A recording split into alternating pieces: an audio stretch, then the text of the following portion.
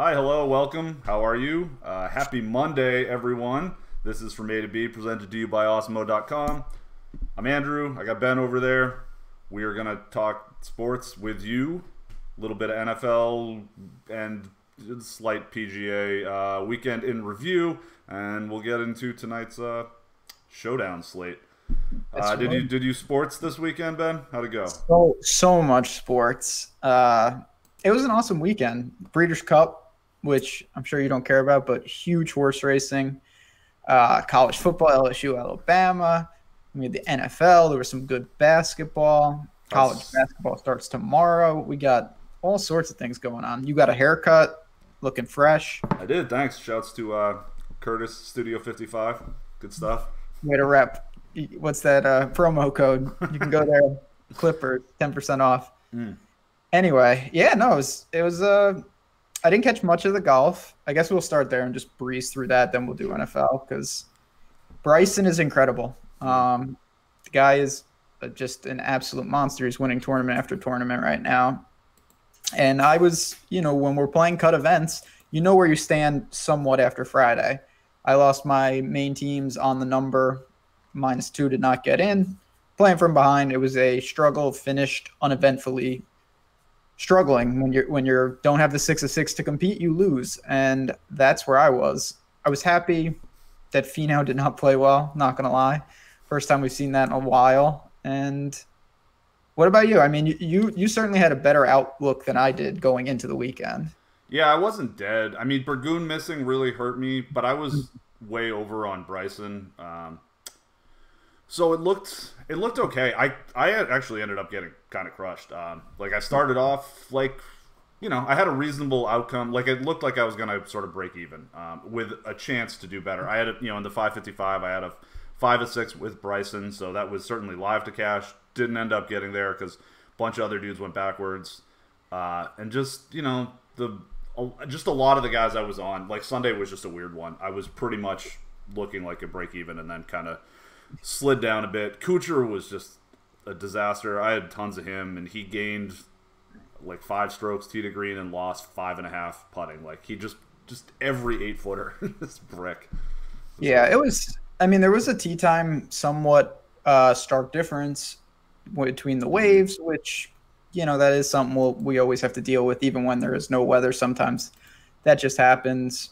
And we'll look at the strokes gained. We got a tournament tomorrow from OHL at Maricopa, I believe, and we will be discussing that as always. Swing season golf is what it is. It's a good thing. It's good to get the players, but it certainly still takes a back seat to the multitude of other things we got going on at this point.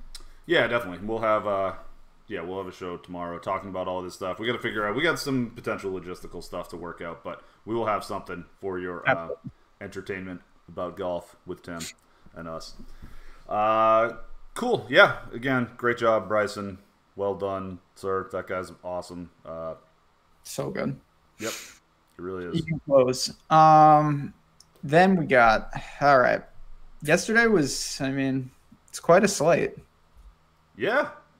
This is a weird one. We were talking about this a little bit pre-show, but even maybe not last year, more like 2 years ago, but definitely back in the day, like this would have been an awesome week because like my cash team got there. I had a pretty good, it wasn't amazing, but like 75th percentile cash lineup, scored like 160. A couple of years ago, I was playing 70-80% cash, so I would have had an awesome week for that. But now, like, cash has just kind of gotten harder. I have not been able to play in the lower stakes games for a while. It's just cash is just kind of brutal now, so I don't play as much. It's more like 50-50. So I just kind of had I won a couple $100 week. It's tiny ROI. You're chasing that screenshot life. What can you say, man? Yeah. But yeah, tournaments were tough. Didn't quite get there. I don't know. You want to recap that Michael Thomas touchdown? Oh my god, it was absurd. Yeah, and it's funny. We were talking before the show, and I was saying it's actually the opposite for me. Like I never played any cash, so like I was certainly used to having. It's kind of all or nothing in the sense with tournaments. I also got there in cash yesterday. I had bad tournament lineups, and I felt, it was like, this is this is the allure of cash. This is what you always hear about, where it's like, I did not do much. I did not connect the dots, but I was right around with you. I had 167 in cash, which wasn't over the top good, but it got there in double ups and whatnot. Because Adam Humphries scored 68. That I was definitely bailed out in cash, no doubt about that. But I avoided damage, and that felt great because I had a lot of good, Kamara, Hunt, we'll get into it. Michael Thomas, that last mega dong, I don't know if you saw it, he did the Joe Horn celebration. Oh, he had a cell phone under both goalposts, very sharp. I did hear about that. I was not watching by the end of that game. Which is good because my winnings certainly went down a fair amount from that. Oh, yeah, I took a hit too. A lot of people did. Shout out to Max, one of the sharpest people in our Slack. He's leading the luxury box. He was clear too. Like, he had everybody boxed out. He needed to avoid a Michael Thomas mega dong. That's tough. And that dropped him a lot. But, the Saints offense is just crazy good. Kamara was very, very good too. Gurley, that was the worst game we've seen from him, but he still had 20. And I think all in all, everything will go back to normal next week. Yeah, that is the tough part of I had 0% of crazy popular Todd Gurley, who finally didn't do that well, and it just didn't even really help in tournaments anyway. What really got me there in cash, I think the big difference was I stayed on Travis Kelce. Like, I just thought tight end was really weak, and it was like 60% of people went to Kyle Rudolph, which I don't think Kyle Rudolph was a bad player. I mean, I just felt a lot more comfortable with Kelce, and I felt like I had the money to make it work with all the cheap wide receivers who sucked, incidentally, but like I still had all of them. So I stayed on Kelce, and when most people went to Moore, and that was really the difference for me. Yeah, I had Kyle Rudolph. What a fish, right? And it was, what happened to me was I had Kareem Hunt in cash, which was great, and I didn't want really him and Kelce in there, to be honest. So I found a way to get up to Gurley. And what happened for me in cash, and this is what can happen, obviously, I made a team. I'd locked in who I knew, like Cam, Sutton, Rudolph, the Broncos defense, Kamara. I knew I wasn't getting away from them. Yep. I knew I wanted a Lions receiver. It turned out to be Galladay for me. And then I was into those other top end running backs. I chose Kareem Hunt and I got Gurley. What happened was I ended with 3,600 left. And I looked and Treadwell was there and I didn't really like him. I had him in some Cousins stacks. The only other guy I was considering was Adam Humphries at 3,600 flat. And he has been getting targets. I thought this would be a decent game. They would be behind. Maybe he can catch some passes. We have been someone in chat pointed out, and this is true, that Jameis had really been going to him more than Fitz, which was somewhat hesitant. But ultimately, I liked the rest of the team, so I left him in there. Kind of rolled the dice there. Now, obviously, he exploded, and that's what got me there in cash. So that was super lucky. I'll take it. It'll work. But that was really fortunate because Sutton, Galladay, your boy Matthew Stafford is dust times in just the worst. Did not have a good game. Did you see the sack numbers? Yeah, it's bad. Listen, that's what Matthew Stafford does. That has been my argument the whole time, right? It's like he looks awful a lot, but when he is on, he's as good as anybody else. It's wild to watch. It's maddeningly inconsistent.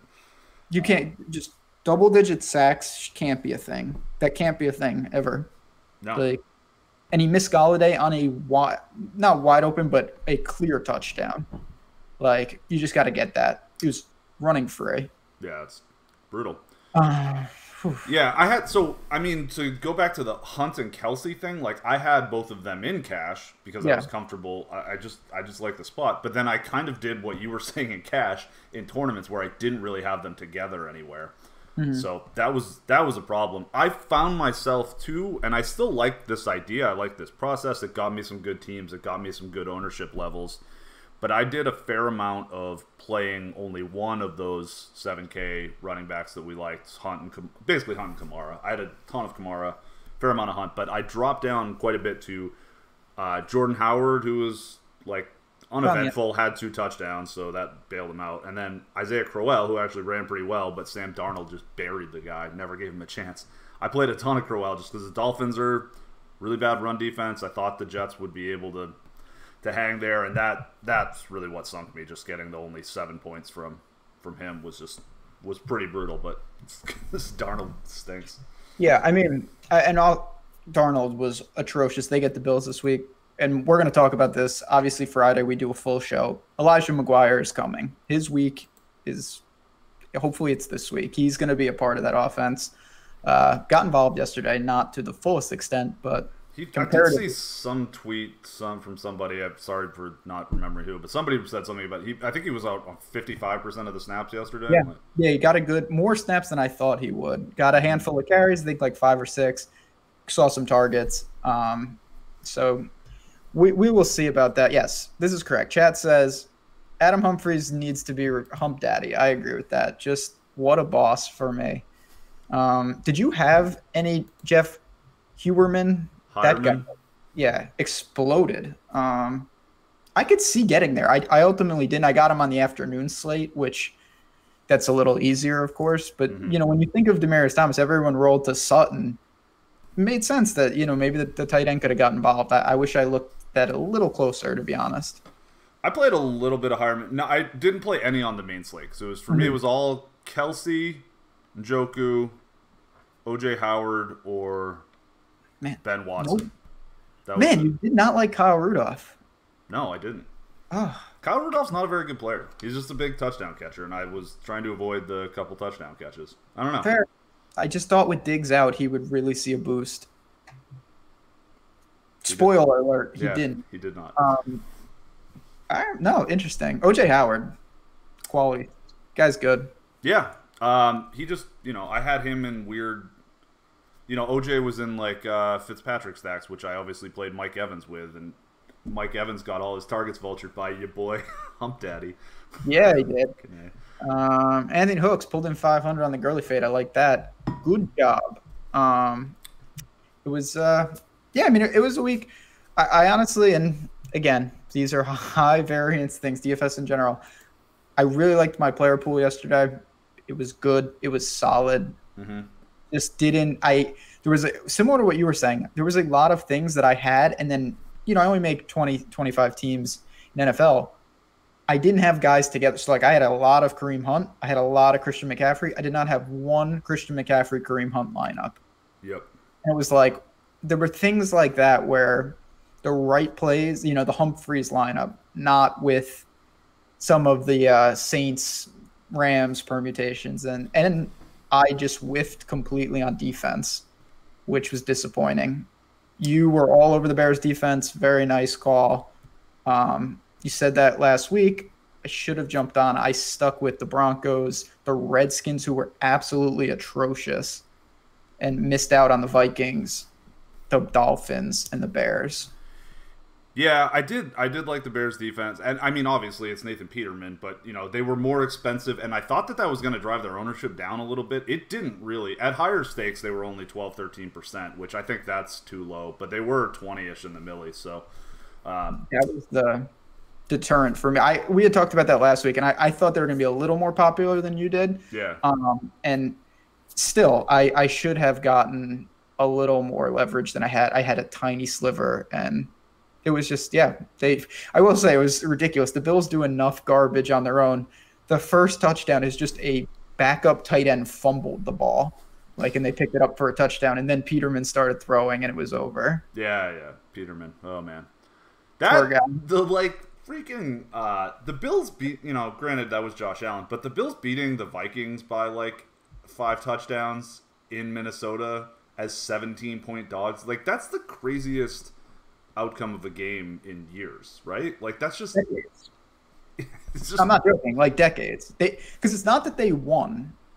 It was an annihilation. The Bills smoked the Vikings on the road as it's the equivalent of if the Cardinals went into Arrowhead next week. They're 17-point dogs. And I think it's more conceivable that could happen than the Bills, who had no signs of life. Yeah, And because Josh Rosen's a real player and Josh Allen is not. No, with Josh Allen, if I don't even start. Even though Josh Rosen does look decently good, I know you're low key a Josh Rosen fan. He's the one that's impressed me the most of all these rookies at this point. Josh Baker Allen, had a couple really good games, but Stop. Josh Allen, by the way, genius move. Like him getting hurt he's ahead of Darnold. He's just if he can just chill out a little longer, he's going to be by default. Mm-hmm. But yeah, that is. I mean, look at the Saints, 7-1. The Bucks got them at home. Like there's some absolutely bizarro results in NFL over the year. Let's not forget the Saints are just always trash in week 1. That's what they do, right? Yeah, they walk through that. It is tough to pay up for Chalk D. I mean, that's where. No, I get it. And listen, I mean, I played 25% Bears. I thought that was going to get me significantly over the field. Yeah, 2x. And it didn't really, which was kind of a bummer. I played a lot of, I had a fair amount of Jets because Brock Osweiler. I mean, we have not seen the Brock Osweiler doing the Brock Osweiler things yet. And like, I still feel really good about that Crowell play. He was 5% owned. Like, I get it, McGuire coming back a little bit, but like, Crowell's the first and second down masher. Like, that's if they're killing them, I think that Crowell gets a ton of work there, and it just didn't quite work out. Game script. I mean, Crowell's the kind of guy that, and obviously you're aware of this, if the game script goes wrong, he's done. Yeah. He has no chance. I think not that we're getting ahead, but I will say, I think that Brock Osweiler in Lambeau this week, that defense has been actually playing pretty well. I think this could be a good spot. And it's a wacky defense too. Like they do weird shit. They like rush people from different angles, and they're like the Green Bay secondary is like so endlessly fascinating to me. Like you could tell me that 3 of those kids are going to be like Hall of Famers, or you could tell me that 3 of them are out of the league in 18 months. And like Alexander's, I think he's going to be really good. Yeah, I just think it's all in play, man. Kevin King is so good. Or he should be. He's terrible, but he should be so good. No, it's going to be interesting, though. They got Joe Philbin on the staff. I realized that last night. But we'll get with all that. Anything else, from the main slate that you saw? I mean, the Sutton play, I know he was like a super polarizing. I thought it was pretty uneventful. He got some looks. He made a couple plays. He wasn't great. You're going to see that, and you're going to see games like that where he gets a couple more reception and finds the end zone, and it's a great game. That's just who he really is. Yeah. No, I think that's true. I think Sutton should be fine. Keep buying next week. He probably won't be as popular.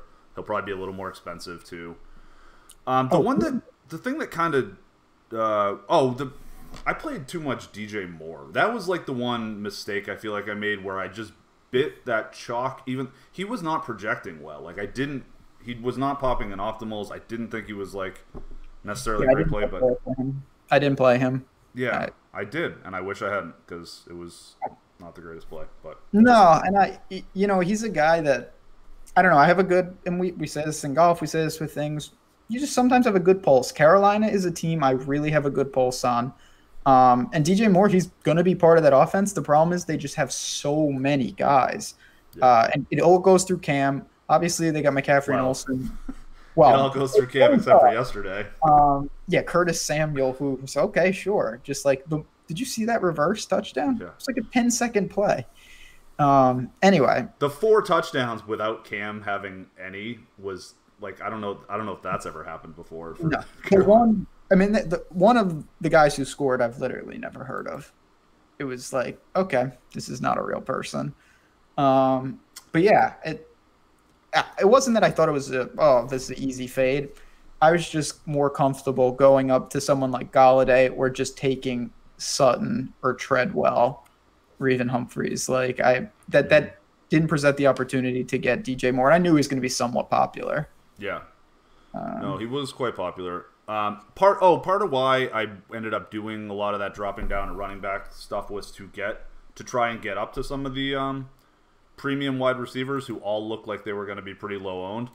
I feel really good about that strategy. It worked with a couple, like your Keenan Allen call worked. I was really into DeAndre Hopkins, who was 7% owned. Julio. Julio finally got in the end zone. Yep. But the other guy was, I was also really in on Mike Evans, who was also 7% owned and got 2.6 points. He had one catch. Like that was a real bummer. Yeah. Keenan Allen was the guy I was really high on, and he was great. You got me onto some Julio, which was cool. And yeah, those guys, the ones that didn't, Antonio Brown, I was like, oh man, he caught a touchdown early, and I was like, this is gonna be a big game. Kind of just, he did what he's been doing to an extent. He wasn't terrible. Got you like 16, which is not what you're looking for, of course. And then the other guy who crashed down to earth finally was Thielen. And not that I saw it coming. I'm not saying I did, but I did think that Diggs being out would just change the dynamic that had been working so much. And when you're rolling, the last thing you want is to change anything. Right. I thought that, obviously incorrectly, Kyle Rudolph would really see the boost. It turned out that no one saw the boost. They ran it, and this Stafford was so inept that was the game that destroyed a lot of people, because people paired up Cousins with the receivers and ran it back with the naturally Marvin Jones and Galladay. Right. Yeah, I did have a team with that build, just one, and it was scored like 120 points. Not good. Yeah. Oh, about Thielen and Diggs. I think it's worth noting Diggs still gets the most attention, right? Like Thielen's putting up the numbers and he's been awesome, but like opposing defenses are still most scared of Stephon Diggs. Thielen's a great story. He is legitimately amazing. He's doing awesome stuff. Steph Diggs is still a better playmaker. He's just can do more stuff. So when he's out and more of that attention shifts towards Thielen, yeah, he's going to have a tough time. No, fair enough. Just reading chat. Did I see Sutton's TD drop? I did see it early in the game. Not great, Bob. What are you gonna do?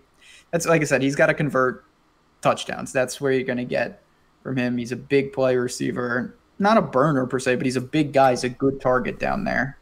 And it's very similar to Kenny Galladay, I feel like. Yeah, I think that's really apt.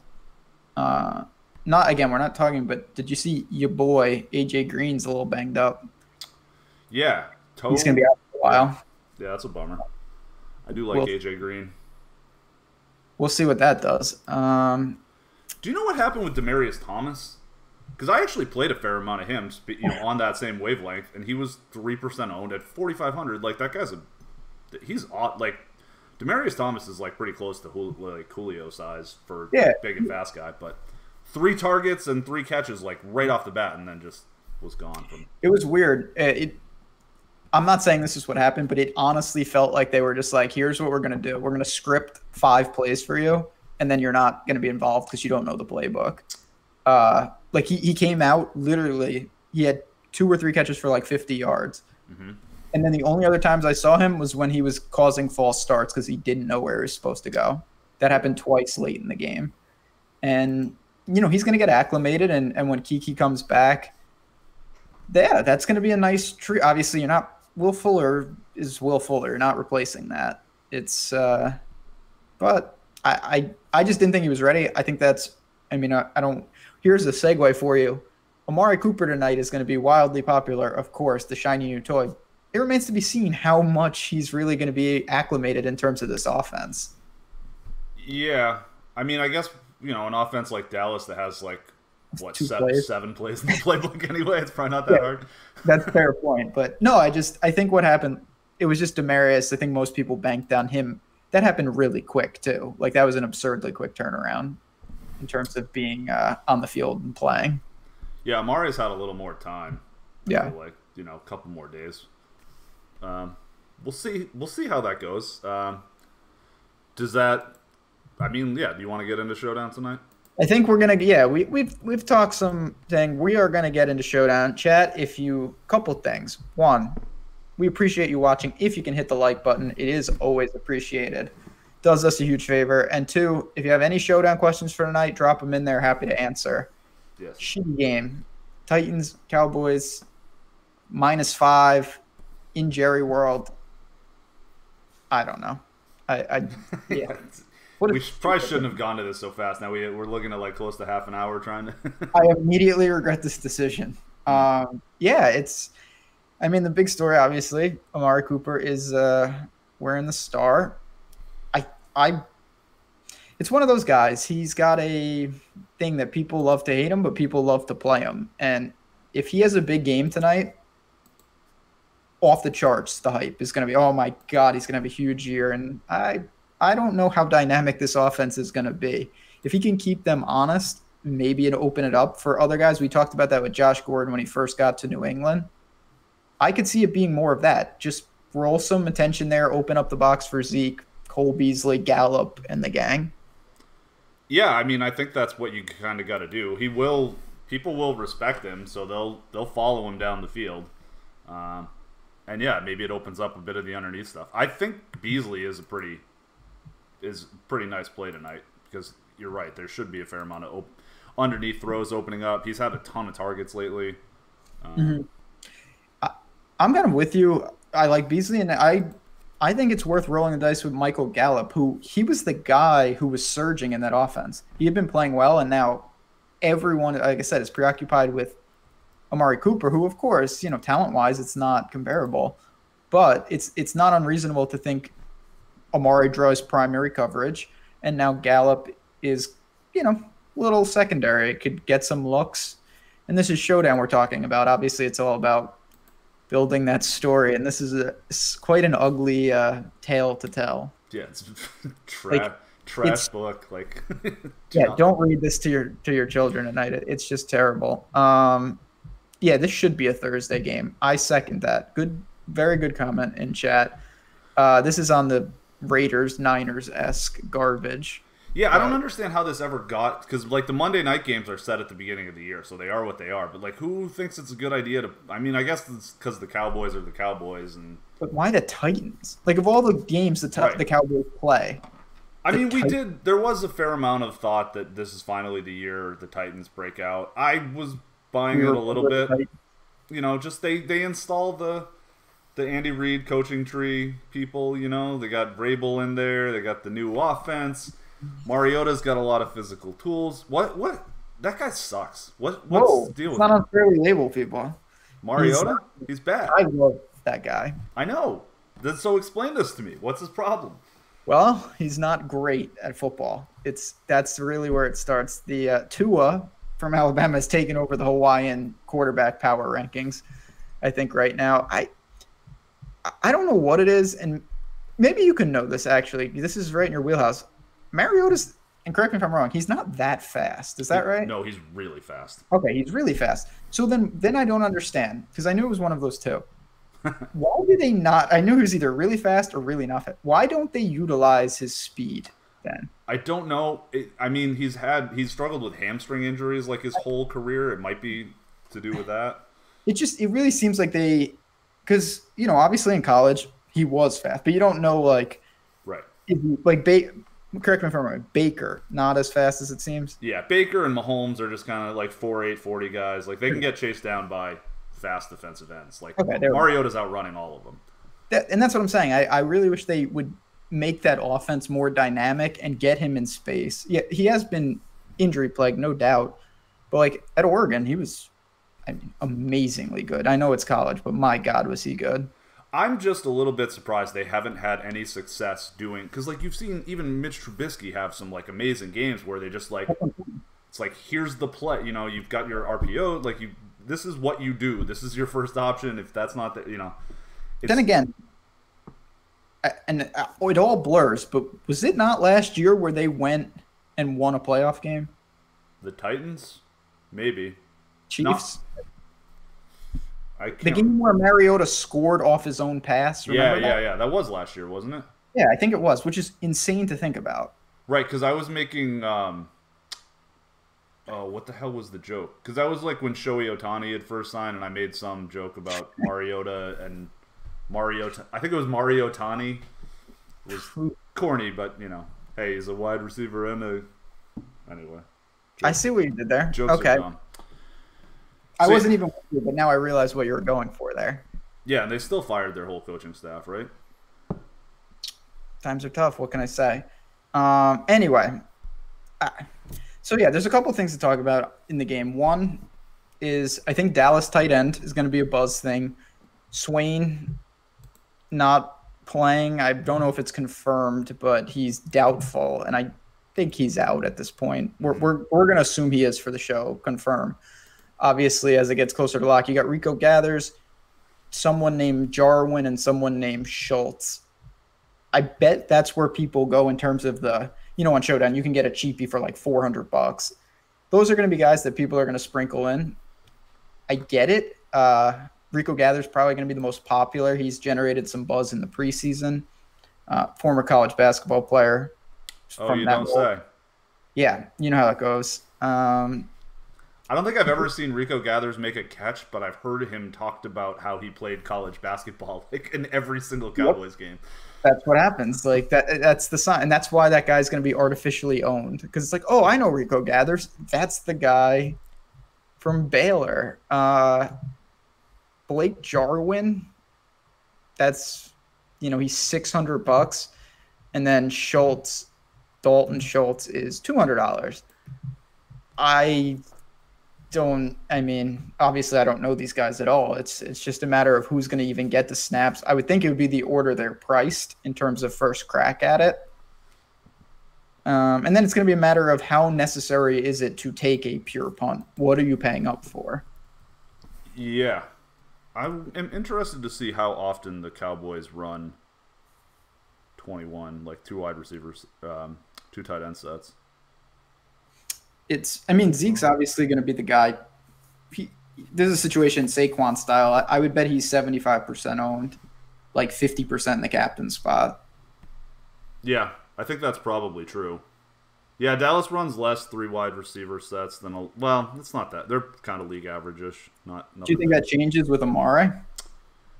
No, because he's just. They might run a few. I guess they would run a few more, but it just turns into Gallup and Amari on the outside and Beasley in the slot anyway. Yeah. And then we're obviously going to dissect a little more, but then on the other side of the game, we talked about Mariota, Corey Davis, Tajay Sharp, UMass alum. That's right. Yeah. Way to represent us. And then is he the second best wide receiver ever from UMass? I think that might be safe to say. Second, and I don't even know a third. So, who else we got from this team? It's what's that guy's name? Tyshawn Taylor. Yeah, this is Taiwan. The other guy is there because there's a T Taylor on San Francisco too. That's Trent Taylor. Yeah. Tyshawn Taylor. I remember Western Kentucky guy. There was a Tyshawn Taylor who played college basketball. There's too many people. We need less people in the world. You don't have to tell me twice. But that's neither here nor there. This is kind of receiver roulette. Gut feel, Tajay Sharp, he's coming off a big game, and ownership, everyone's going to be somewhat popular. But he saw 9 targets against the Chargers in London. I don't know. I don't mind that. Do you have a gut feel on any of these guys? I know this is such a difficult game to really break down. Yeah, Davis is the fun one. He's going to be the most popular, I would imagine. The guy I'm most interested in, I think, on the Titans, and I've sort of been here a lot this year, and it's to mixed results, we'll say, at best, is Dion Lewis. Okay, yeah. Good. Really like him. Always kind of do. He's just a good player. There's weeks where he just, if their offense isn't working the right way, he's just dead and buried. So, which is kind of strange because he's such a good pass catcher. You'd think he'd be a little more script independent, but James White style. Yeah, but no, that's what he was on the Patriots. He was awesome. That's what he would be if he went back. It's just they don't use him correctly. Yeah, it's gonna be hilarious though because that after this year and then he'll suck for next year and then they'll cut him and then he'll come back to the Patriots on a get right deal and he's going to be an all-pro again. Yeah, that's what happened. Tom Brady's going to be 43. He'll be. They'll probably be using Cordero Patterson at quarterback at that point. Just oh wow, this guy can actually play every position. Who knew? Yeah. Except wide receiver. Except wide receiver. Good point. He was in the worst optimal spot. But Deion Lewis should be in line. I mean, Derrick Henry, can you play him in Showdown? Of course you can. But man, you're depending on his 10 carries to produce something and get in the end zone. That's all he does. Deion Lewis is much more dynamic, does more with his carries, is better. Like, they should just hand the keys to him. I agree. Why don't they do it? I don't know. I don't know. It's crazy. Like, some of these teams, Don Harris in our chat just said this, and I agree. Even though it sounds like, this guy, who the hell's this guy? He's got an owl pitcher. But some of these teams just do stupid things. I really think they should be more creative, use their teams more optimally. But what do I know? Yes, sure, I'm with you. But man, what? I don't know. I just feel like this Tennessee coaching staff is decent, or should be. I don't know.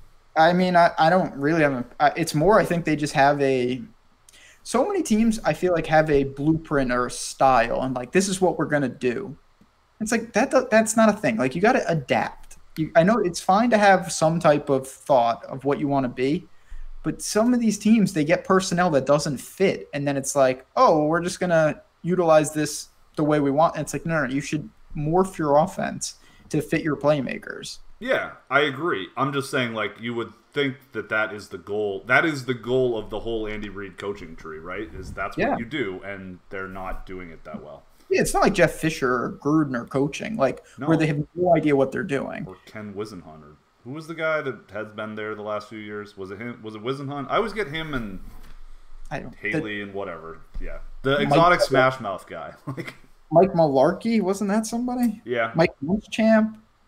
There's a lot of people. Chat, help us out if you know the Titans' former coach. That's Mike Munchak is definitely one of them too, though. He was because he was a really good offensive lineman for them, and then turned in a good season or two for him.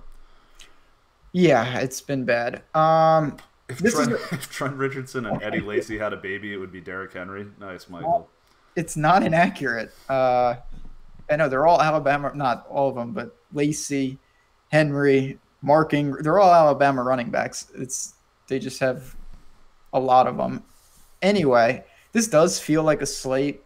You're going to see, and I get it, kicker, defense, kicker, 2 skill positions. Like, it has a slug it out narrative to it. Will that be optimal? Who the hell knows? I think it's going to be overly popular, and I certainly am going to be running some, definitely Cowboys defense and the kicker, and then figure it out from there. A little Zeke action in there. Yeah, a little Zeke action. Run it back with one of the Bozo Titans receivers, and then see where I'm at. Play some basketball. Yep. Rico, go get them rebounds for me, baby. Everyone does it. Like I said, I was, and not true story, but I was watching a couple weeks ago, and some guy on the Colts, he looked, predator guy with dreadlocks, just boom, one-handed catch, amazing catch. And I'm like, wow, who is that? Mo Alley Cox. And I'm like, who the hell is that? I'm like, man, that's a weird name. I've heard that name before. This guy used to play basketball at VCU. He's just in the NFL now. Like, oh, didn't even know he played football. Good for him. They recruit these athletic big men, Jimmy Graham style. He caught a touchdown last night, thank God. Finally did something useful, and he still lost. Yeah, Mike Munchak. And the other thing about tonight, it's such a slow pace of play. Right. Like, the Cowboys are miserable to watch play football. Like, we've talked about this before. For yourself. It's right in my wheelhouse of just garbage. You can't actually like this.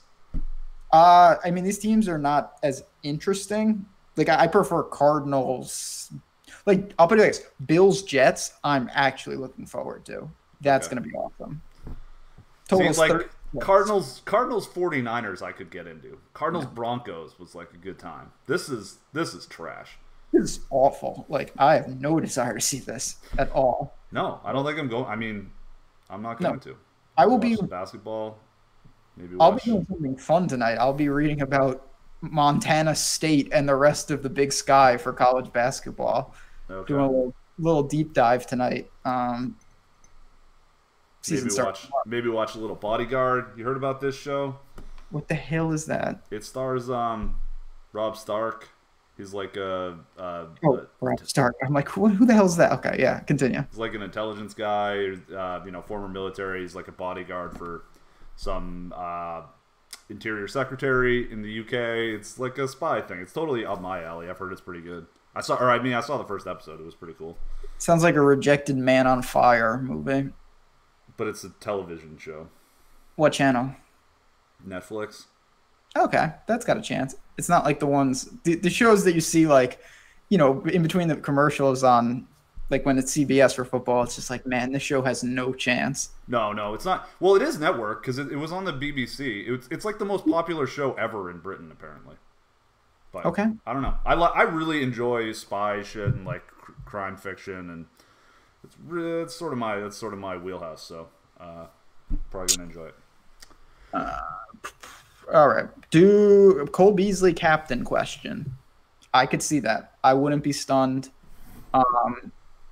If he's it's not like he's going to be non-existent captain, but I think most people, majority, obviously Zeke. You got Amare is going to garner some attention. The defenses are going to garner some attention, and then any Titan. I'd say Cole Beasley's towards the bottom half. In people you could go captain, and he's one of the only viable non-big names that I think you can do it with. Yeah, I like Dion for captain too. I think that's I think that's a good one. I think that's going to be sneaky. Mariota might not be all that popular in the captain spot if he really gets it going. I just don't know. Say what? I said probably for good reason. Yeah, he's terrible. God, it's so. I don't know. I am sort of bummed about that. That quarterback class, it's him and Jameis. Like, I was so. Not that I'm a huge fan of anything, but when I was growing up, I've said this on the show. I was a Tampa fan, and like I still root for Tampa in some capacity. I was so upset that they didn't draft Mariota, and now it looks like it wouldn't have really mattered either way at this point. Like they're both on a collision course. Who can be out of the league first? Yeah, I should have just waited a year when there were a couple real quarterbacks. Who was after that? That was the next year was the Goff and Wentz draft, I think. Wow. Man. Really? Whatever. I saw, speaking of former washed up quarterbacks, this is not pertinent to anything we're talking about. I did read something today that someone was interviewed and they said that they used to give Jamarcus Russell blank tapes and tell him to watch film, and then he would be like, "Oh yeah, I learned all the blitz packages last night." That's so good. It's so good and so bad at the same time. Shocker, it didn't work. Yeah, just to clarify, because I think we both realized we knew what the other was talking about, so just but there was some, I forget what it was too, but some tweet, there was coaches on the Raiders used to give Jamarcus Russell blank tapes and give that to him as an assignment to go watch them because they didn't think he was watching anything. He would come back having been given these blank tapes and talk about what he learned about blitz packages. Amazing. It's so bad, just it's like Bo Callahan from draft day. What can I say? I watch a lot of college basketball. How do you evaluate at the beginning of the season with no sample size and recruits coming in? Yeah, it's really hard. My advice is stick to smaller conferences. There's no turnover there. Like there's JUCOs and stuff, but guys don't leave from the Big Sky to go to the NBA. So like there are teams with 3-4 year seniors on it. The big names, it takes time. Like I couldn't name one guy and a couple guys on Kentucky. They're all new players. They have to gel. Having said that, I'll be betting it like a fiend. So if you have any questions, you can find me in Slack. College basketball is so degenerate because it's like 8 new players every year for the teams. 350 teams. There's some teams I might not even know the nickname of in there. It's a lot of rando schools. So yeah. So the number, it's funny, the Jameis and Mariota draft, the number 3 and 4 picks in that draft were both just traded. Dante Fowler and Amari Cooper. Who was third? Fowler. Okay. Yep, by the Jags. Didn't quite work out for them. Yeah, I remember the Jags taking him. Yeah. Let's see. Yeah, the next year was Goff, Wentz, Bosa, Zeke, Jalen Ramsey. Wow. Was there a miss? Zeke. Oof. Ronnie Staley went 6th to the Ravens. Who the I don't know. tackle? He's a tackle, yeah. I don't know if he's still their starter. I don't think that he is, but what do I know? I don't think so either. Conklin went 8th. Like, that guy's a quality player. Oh, Eli Apple's your first big bust. Whoa, let's not unfairly label people again. That guy's horrible. Yeah, he's really bad. That's a G-man, though. Well, former, but yeah, Conklin in? Is he hurt? No, I don't think so. Okay. He and Luan missed a couple games earlier in the year, but I believe both of them are back. And that's the thing about tonight. Again, slow pace of play. Both these teams, in theory, that's what they want to do. That, offensive line, run the ball, play action, be effective. It's just so blah. Like, Dak he has flashes of being dynamic as well. We didn't even talk about him this entire time. Do you have any interest in Dak? No, I hate Dak. He's just a boring quarterback. So weird, because in college he was not like that. He was a wild man. Yeah. Won the 4th round. I mean, he's a good player. Don't get me wrong. Like, he's Dak Prescott. He's fine. And I think, if you're making like a cash lineup, it's probably, the pair of kickers and Dak and kind of see what else happens.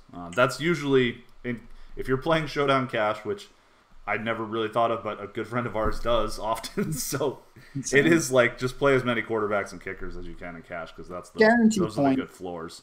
Is just king in Showdown Cash. Like, the quarterbacks are too valuable, especially someone like Dak, who he can get you 35 rushing yards. He's a threat to score on the ground. It's hard to pass up him, both quarterbacks in a cash setting. Mm-hmm. But Showdown Cash, maybe one of these days I really need to just do that for experimental purposes. Yeah. See what happens. Yeah, Beasley.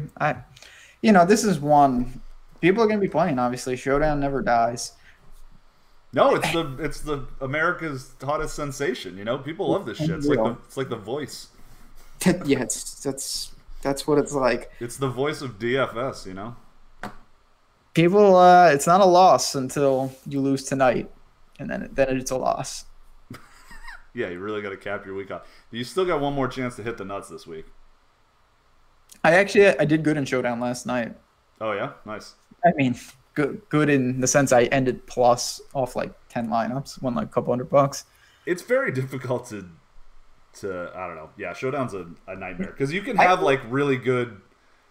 What was the like Vikings Saints game? It was like I had almost all Diggs and Kamara, who were like less popular than, I forget, Michael Thomas or something, that was like a total bust, and still like got my ass kicked because of some, you really just have to get the one crazy lineup. You can't. I don't like it because you can't sweat it. Like, you don't even, half the time I'm rooting against guys on my actual team. As your coffee maker goes off, it's insane how the sweat. And of course, like, the other part is, you can be in first, and if something goes wrong, it's not like you get bumped. You get bumped to like not play. Like, it swings on swings, so it's unsweatable. Oh yeah, because you can go from winning. There's been plenty of dudes that have like been winning solo, like, oh, 200K to $50. Yeah, exactly. That's got so fast. That guy, it happened to. There was the Ingram touchdown in one of the Giants games where dude had Ingram and had it was Ray Hope had a solo first place with Ingram on it, but not in the there was five dupes had Ingram in the captain spot, and passing there cost him 190K or something like that. We gotta import. Have you ever seen The Voice? No, I don't think so. Is that the one with like the buzzer related? Because I see the commercials, and it's with the guy from Maroon 5 and Blake Shelton and right. I was gonna say it's from the guy from Maroon 5, Blake Shelton. I thought that was the same person. Oh no, Blake Shelton's the like country dude. Okay. There's the person that I don't know. I don't know who the Maroon 5 guy is. And Christina Aguilera. Right? Yeah. Okay. Never seen it. I'm sure it's popular. All those shows. I don't really understand the allure, just in the sense that we found out that like half of America can sing after all these shows. Like, so that's cool, but every show, how many singers do we need? Isn't it oversaturation at this point? Mm-hmm. Like, I'm the only non-American Idol. Like, it's how many seasons have they done of that? American Idol? Yeah, like 30. I don't know, probably. Kelly Clarkson is on The Voice too. She was one of the Didn't she win the first American Idol? Isn't that her name? That, I will say, Since You've Been Gone is a fantastic song. It's very good. Don't really know a lot of the rest of her stuff. Oh, Jennifer Hudson on this season. Excellent. Get some voice takes. I did watch, when I was home this summer, I was staying at my mom's and watched a little bit with my mom and my stepdad of America's Got Talent. Well, that show's hilarious. It's pretty good. And, like, it's legitimately, like, I was shocked at how, like, good the people are at what they're doing. It's like, wow, they've got some real people. People got talent. Yeah. I'm talentless. That's why I'm talking Showdown slate, Titans, Cowboys, unfortunately. But yeah, no, there's some amazing acts. I really, for as much TV as I watch, don't watch anything like that. Yeah, I don't really watch much on network. Oh, you know what I saw last week? I went out on Thursday night. We did our Three Fellas, and then I went out to dinner. I was going out to hang out with a comedian, and we were supposed to go to the movies after. Yeah. Elected not to. We went back to her place and rented Jurassic Park, which I know you've seen 45 times. I had not seen in a number of years. That movie is amazing. I forgot how good it is. 45. I'm not joking. I've seen Jurassic Park well over 100 times. Like, I just watch movies on repeat. That's the thing. It's not even a movie that I love. Movie is amazing though. Like, it holds up very well. It really does. It looks so good. Like, the CGI is kind of amazing because they're only using the CGI for the dinosaurs. Like, the actual landscapes are real. It's actually in Hawaii. I think they shot it. But, you know, versus like you watch one of the Marvel movies and it's just like Robert Downey Jr. like arguing with someone in front of a carpet, and it's like pretty clear that the whole thing is just made by a computer. Yeah, no, that's it's Jurassic Park always holds up. It's unbelievable. Yeah, teach me how to win it. We got a question in chat about teach me how to win at NBA DFS. Well, NBA DFS is really difficult. It's always one of the toughest. The good thing, and this is 100% the best advice, awesome family of shows. We got the Deeper Dive and Fast Eddie Fuhr every day, and Josh and Spags and a bunch of really sharp dudes, and Andrew's projections behind the paywall. That's how I play NBA DFS. It's the only way I could even remotely hold my own at this point. Yeah, NBA is much more projectable. It's like the easiest sport to project. More solved. Yeah, it's more solved, which makes it harder because everyone is really good at it. And when you're paying the 10, 12, 15% to play the game anyway, you actually want more variance. That's why Ben and I, golf is like golf's my 8th favorite sport probably, but it's the one that both of us are best at for DFS purposes because there's a lot of variance in it. The mystery is why I'm the worst baseball DFS player of all time. Yeah, I don't understand that. It's very similar to golf. I don't understand. But yeah, NBA is very, very stable, which makes it tough. So yeah, use projections, follow news, watch our dudes. Yeah, Laffy, Adam, Spags, Josh, Eddie, like got a bunch of people. I think once we're kind of tasked with doing more football now, I think we're going to get into more NBA talk when the football season ends. And when golf takes their break, we're definitely going to jump into some new stuff on this show as well. Yeah, last thing I'll say about NBA, I mean, it's the kind of thing in a large field tournament, if I have a guy that's 1% owned, my first thought is I missed the news he's not playing or I made a mistake. It is just really hard to get that kind of leverage because there's not that much out there. You're taking a really suboptimal stance. Right. We get both. I get very excited for certain 1% golfers every week. All the time. This is awesome. If you played someone that's 1% owned in NBA, like you screwed up. Most likely. Yeah. Like it's. And I'm with you. Yeah, Don, listen, you watch them all, no lie, it takes my life away, but I can't win. It can be very tough. Like NBA, like a lot of other sports, especially when you're playing a lot of tournaments, because you have to play pretty optimally. You're playing like a 2v2 from like the just cash lineup in tournaments. So it can take a while, and it's a lot like we often talk about. You're trying to sort of tread water and just don't get your ass kicked, and then have a big win every once in a while. My other advice, and this goes for everyone listening in any form: if you are not banned from the sub $5 games, take advantage of that. You can get better. You just get your money in better. It's not preying on you're just getting your money in better. You can play cash down there, and that can really help smooth out. And then you can take shots. Play some cash down there, and if you get better, you hone your craft, and then you move up and take a shot. Because a lot of people don't realize all the super bosses, in sport like NBA, they can't play down there. So you can play cash in a much softer environment. Yeah, definitely. Yeah, if you've entered more than $1 million worth of tournament or worth of contests in your lifetime, then you are not allowed to play anything below $5. That's not like a big field tournament. Yeah. So yeah, there you go. We got what's your advice on NFL Showdown slates on days like Monday and Thursday? What we always say is tell a story. Pick how you think the game is going to go. So if you think it's going to be a really low scoring, defense, kickers, running backs, stuff like that. If you think it's a shootout, get your quarterbacks in those captain spots, maybe your wide receiver in the captain spot, build around that, and then just hope that you connect. You got to just hit. It's a lotto ticket-esque, but it's fun, and it certainly can be done. That's one thing.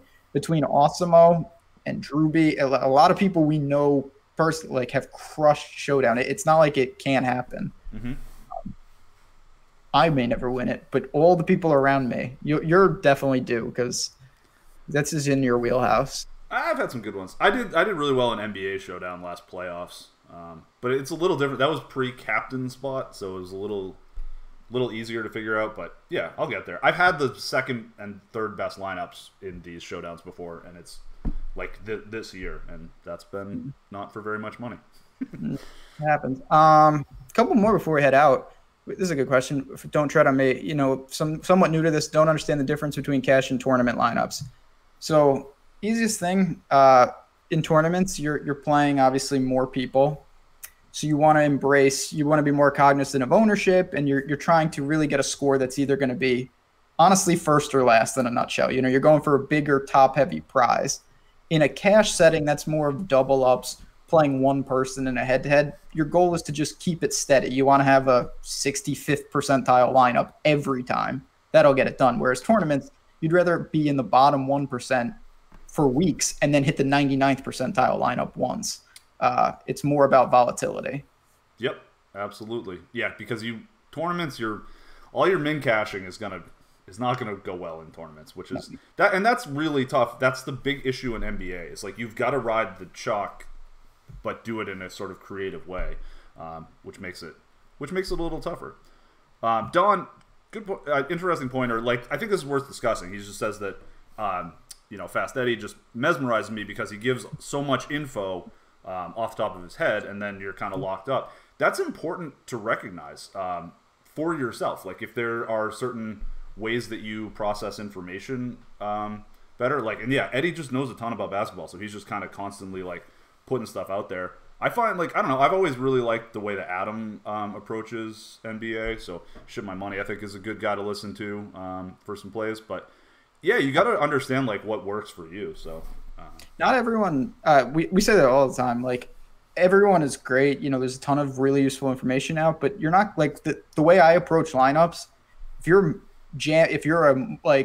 jamming 150 and you're building a portfolio, you would want to listen more to Andrew. Like, that's just not how I do it. One bullet in a smaller field, like a 200-man, I think that's probably my best format. So you want to be – a lot of guys give a lot of different information. And like you said, Adam, Eddie, they all have their own styles. You hear them all, find what works for you, and then stick with it. It's tough to bounce around. There's just so much noise out there. Yeah, and information overload is a real thing, and it's a real problem. So huge problem. Be careful about it. There are so many times where I'm just like, where did I even hear that? Like, what? Two people said that, and you end up losing some really pertinent information if you get too much. Yeah, or you end up with 150 players that you want to play. Yeah, or you wreck yourself. Yeah, exactly. What we're trying to say, the only people you really need to be listening to are obviously just us. Yep. Tune in, like, subscribe. Thank you. All right. I think that'll about do it. You got a hot take for Showdown tonight? Who's your captain? Who's my captain is going to be. This is not a hot take. I think my captain is going to be the Cowboys defense. I don't think that that's too crazy, but here's my hot take: that Michael Gallup outscores Amari Cooper. Okay. That's not that hot. All right, fine. What are you going to say? No, it's fine. But that's like 60-40 or something like that, right? Yeah, yeah. But those, you taught me that. You just said those are the ones you want to do. That sounds kind of crazy. It's crazy. Like yeah, exactly. It's a coin toss. Yep. I'm gonna go with a Rico Gathers bagel. 90%. Yeah, you're probably inactive. No, I don't know. I think I like Dion Lewis is the guy we'll be overexposed to versus the field. I think most. We'll see. We don't have good ownership projections for Showdown either. Like I've screwed that up a couple of times where I've taken pretty aggressive stances on what I thought was going to be the lower owned of two players, and it turns out the guy's like double the other one in Showdown. So yeah, it's tricky. What we know for sure is that Zeke is going to be massively popular. Yes. That I can say for sure. Last thing, yeah, we'll be back. Obviously, check out the schedule, subscribe, and all that. Give us a like. We really do appreciate it. And, hop in chat. Slack, if you have questions, you can certainly always DM me. I'm always around in Slack. Andrew, he's not doing projections and stuff. Loves to hear from his fans. And, yeah, man, we're going to do some golf, and then we got a good week ahead. College basketball time, one of my favorite times of the year.